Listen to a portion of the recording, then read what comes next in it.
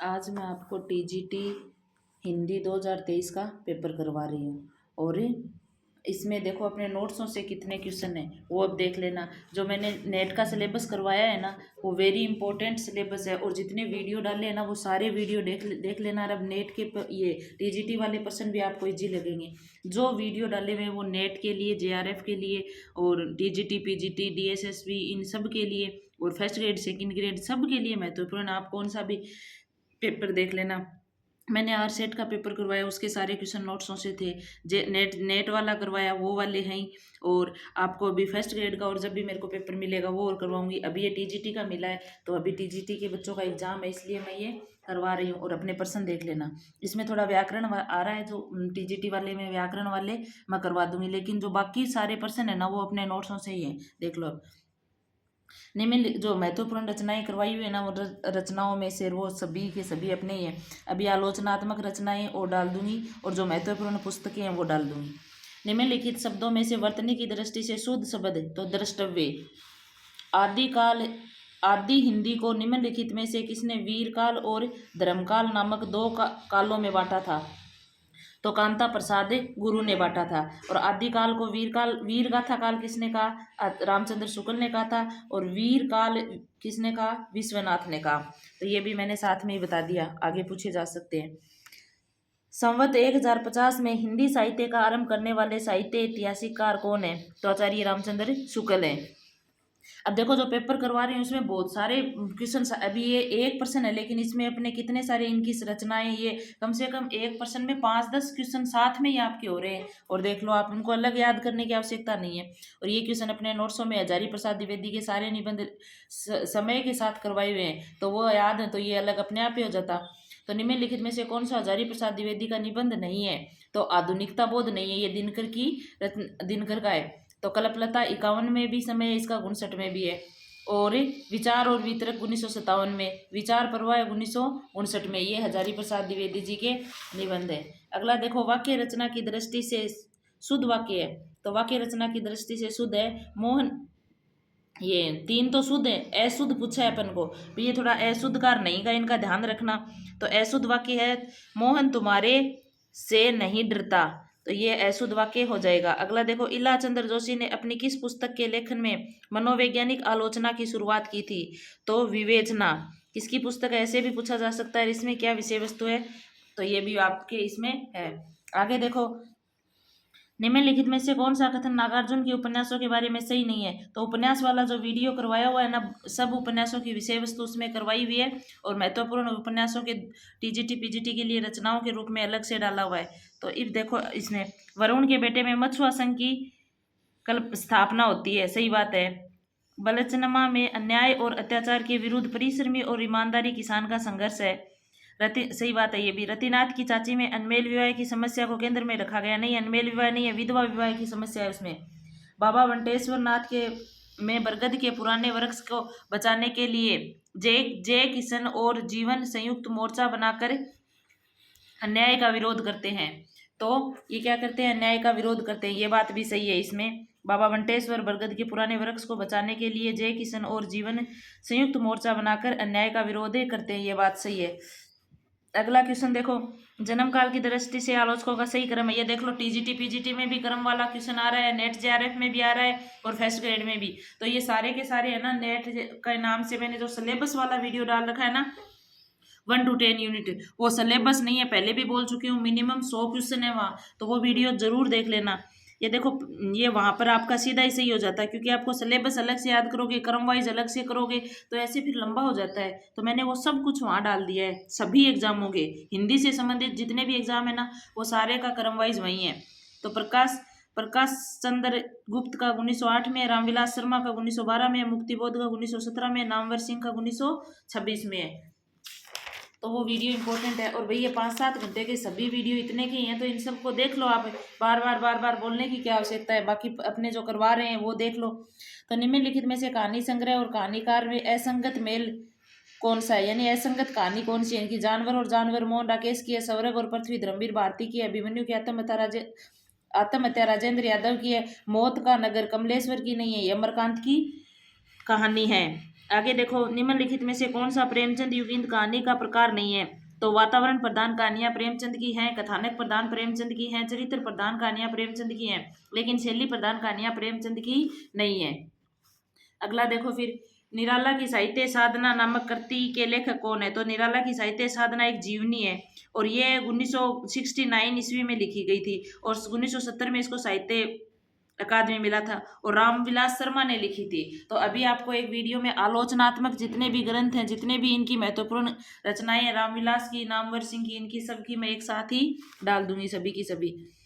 निम्नलिखित में से भारतेंदु का नाटक नहीं है? तो नाटक जहाँ करवाए हुए हैं उसमें भारत जननी, प्रेम योगिनी, नील देवी, ये भारतेंदु के नाटक हैं, लेकिन पद्मावती नहीं है। तो ये अपने करवाया हुआ है आपको।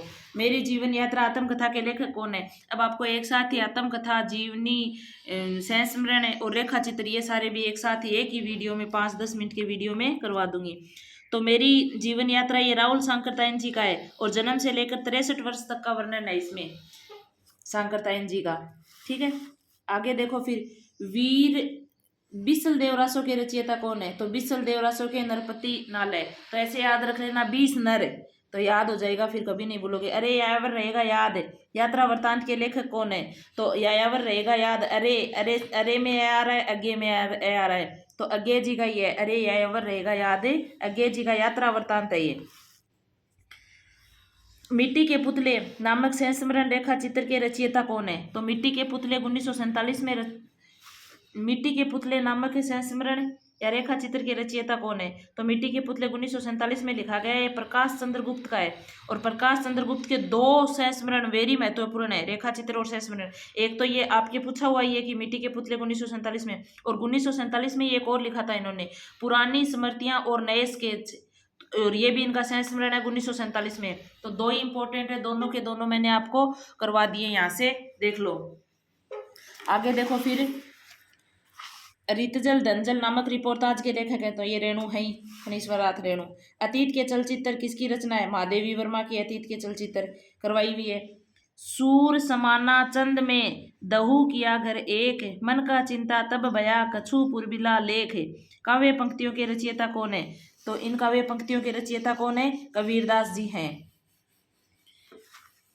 आगे देखो, हिंदी कवियों में मैथिल कोकिल किसे कहा जाता है? तो हिंदी कवियों में मैथिल कोकिल किसे कहा जाता है? विद्यापति को। और ये मैंने सिलेबस वाला वीडियो डाला हुआ है, तो वहाँ मैथिल कोकिल विद्यापति के बारे में बहुत सारी बातें बताई हुई हैं।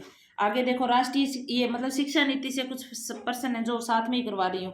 तो राष्ट्रीय शिक्षा नीति किस वर्ष लाई गई? 2020 में लाई गई। आगे देखो, भारत सरकार द्वारा 1896 में लाई गई शिक्षा से संबंधित नीति का नाम है राष्ट्रीय शिक्षा नीति। राष्ट्रीय शिक्षा नीति के सापेक्ष भाषा कला, राष्ट्रीय शिक्षा नीति के सापेक्ष भाषा कला संस्कृति के बारे में कौन सा कथन सही नहीं है? तो सही नहीं कौन सा नहीं है? देखो, पहला है, संस्कृति का प्रचार करने में सबसे प्रमुख माध्यम कला है, सही बात है। व्यक्तिगत और सामाजिक कल्याण के लिए सांस्कृतिक जागरूकता और अभिव्यक्ति का योगदान महत्वपूर्ण है, सही बात है। भाषा संस्कृति का समृद्ध भंडार है, सही बात है। भारतीय कला एवं संस्कृति का संवर्धन केवल राष्ट्र के लिए महत्वपूर्ण है, ये असंगत हो जाएगा आपका 4 नंबर। आगे देखो फिर, राष्ट्रीय शिक्षा नीति की विशेषता नहीं है? तो राष्ट्रीय शिक्षा नीति की विशेषता कौन सी नहीं है? बहुभाषिता है, अवधारणात्मक समझ पर जोर है, रचनात्मकता और तार्किकता पर जोर है, तकनीकी की अपेक्षा व्यक्तिगत प्रयास पर बल नहीं, है असंगत है इसमें।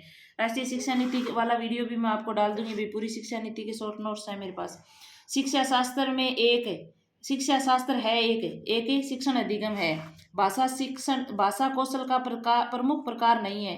तो भाषा कौशल का कौन सा नहीं है? चिंतन कौशल नहीं है, श्रवण कौशल, लेखन कौशल, वाचन कौशल होता है।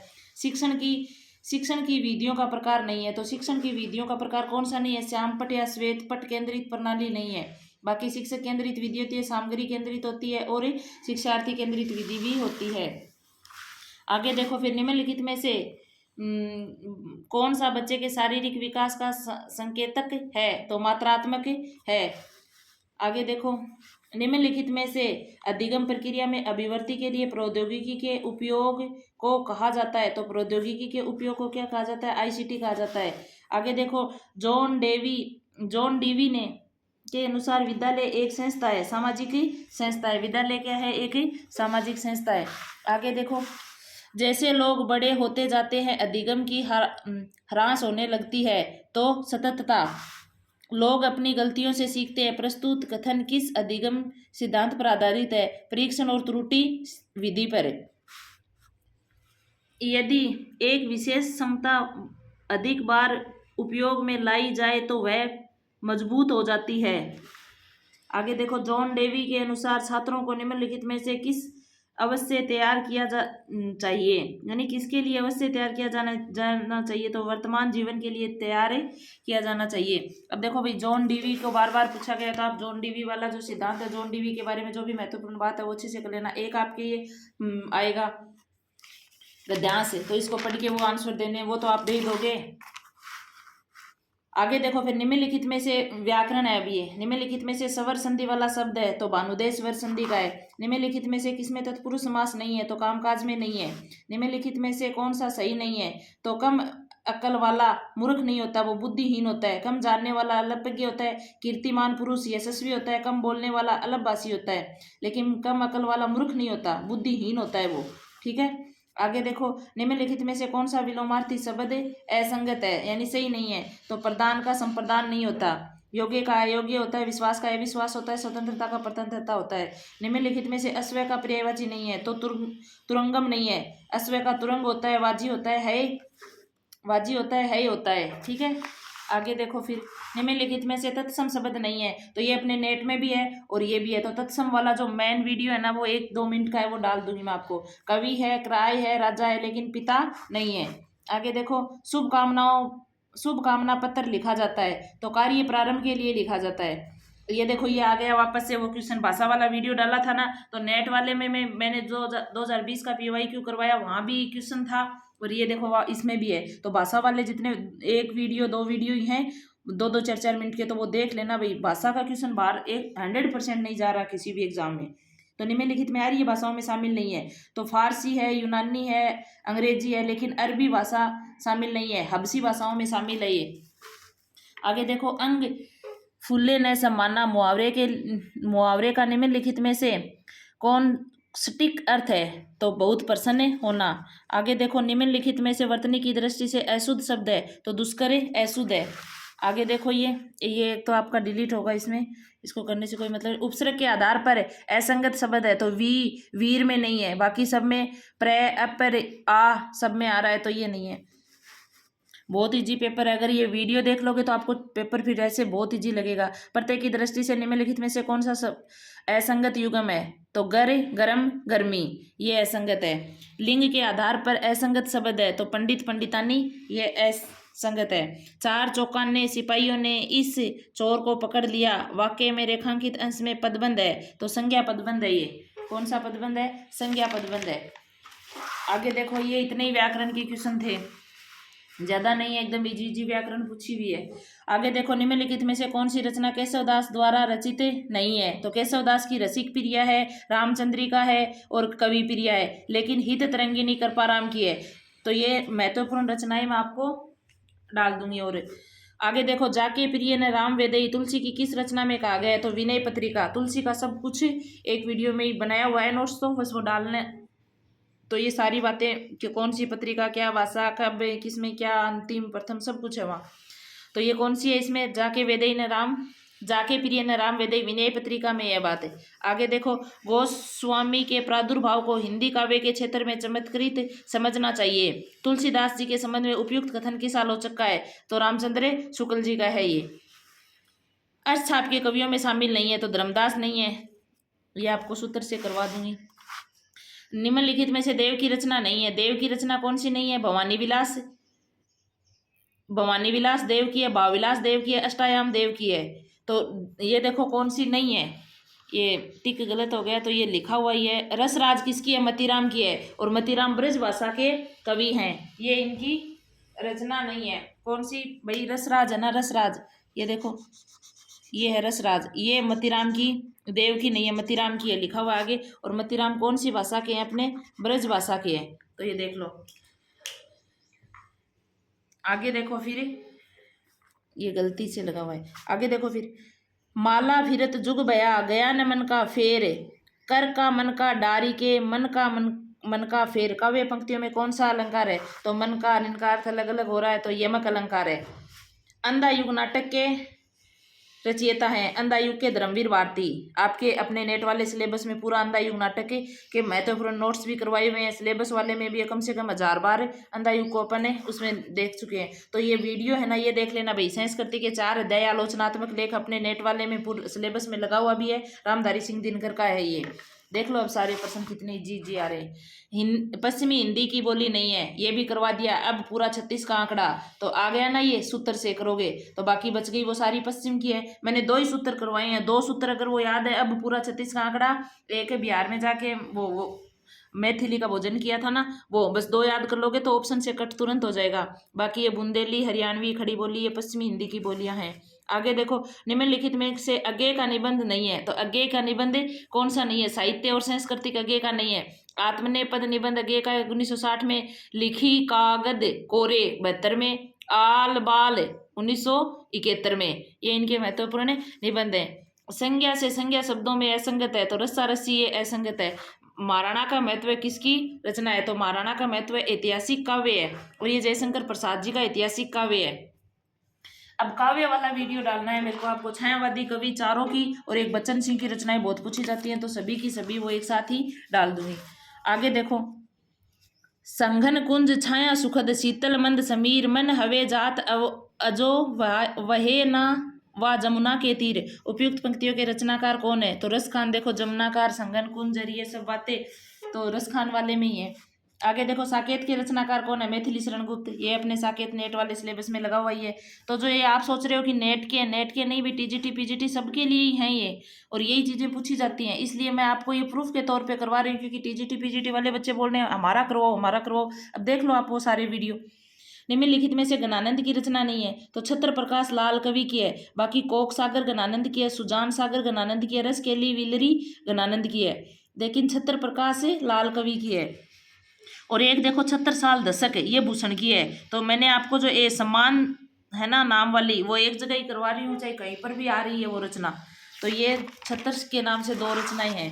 अब देखो, निम्नलिखित में से कौन सी भाषा भारतीय संविधान की 8वीं अनुसूची में शामिल नहीं है? तो अंग्रेजी भाषा नहीं है। और एक मैंने जो आपको आर सेट वाला करवाया था, उसमें नमक सूत्र से एक तो याद करवा दी, वहाँ जो 92 में जोड़ी गई वो, और अभी ये जो बची हुई है ना, ये भी सूत्र से याद करवा दूंगी। आगे देखो, निम्नलिखित में से उच्चारण स्थान के आधार पर कौन सा है? तो मूर्धन्य ठय होता है, दंते ध होता है, कंठे ख होता है, तालव्य न नहीं होता। तालव्य वर्ण कौन नए वाले नहीं होता, न तो खुद ही दंते वाले में आता है। ऋतु लसानाम दंता, ऋतु रसाणाम मूर्धा, अकु है विसर्जनिया नाम कंठ है, और लरितु लसानाम तालु, तो ये नहीं है। आगे देखो, 252 वैष्णवन की वार्ता के लेखक कौन है? तो भाई ये ऑप्शन है, इसमें ऑप्शन नहीं था, ये गोकुलनाथ की है 252 वैष्णवन की वार्ता, तो ये डिलीट हो जाएगा। निम्नलिखित में से एकार्थी शब्द है, एकार्थी शब्द अभिजात है। निम्नलिखित में से व्यक्तिवाचक संज्ञा है, व्यक्तिवाचक संज्ञा कौन सी है? हितकारिणी, हितकारिणी व्यक्तिवाचक संज्ञा है।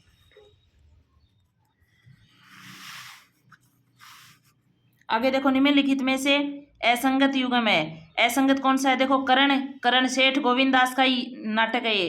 विशाख जयशंकर प्रसाद का नाटक है।